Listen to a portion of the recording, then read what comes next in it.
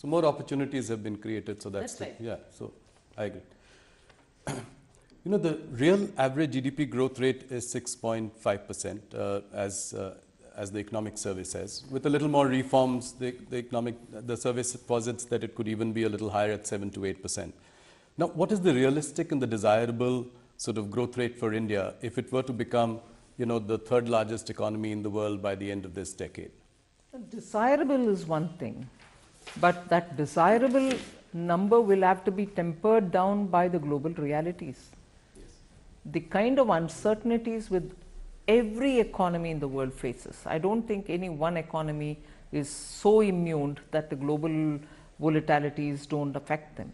So every economy is affected, particularly for a country like India, which for at least two critical items entirely depends on imports: fuel, fertilizer.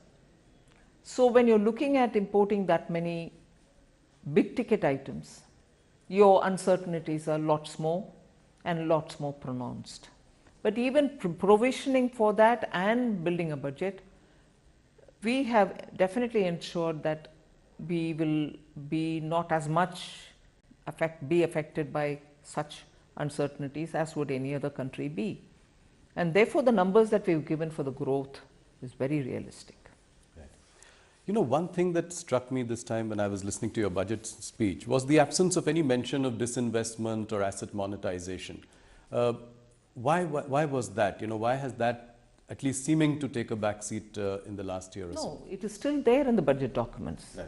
It may not have been a part of my speech, but it is in the appendix to the speech. It's also in the rest of the documents where we give the actual numbers and the activities which are going on and so on. See, the cabinet has after all taken a call that certain companies will have to be privatized, and that motion has the approval of the authority concerned, which is the cabinet.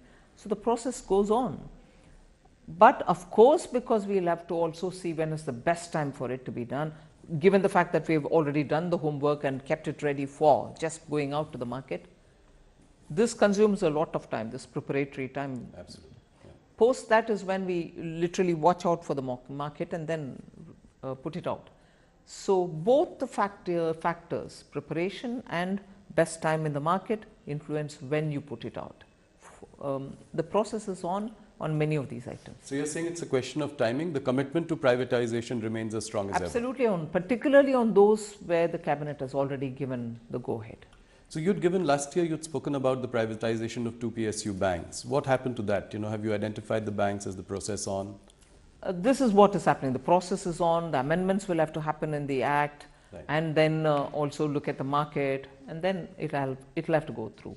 So it is very much on. Of course, it's on, because the cabinet has given the approval. Right. So, Nirmala ji, the export sector is suffering because of slowdown in major markets. What are the options to mitigate the impact of weak international economies for us today?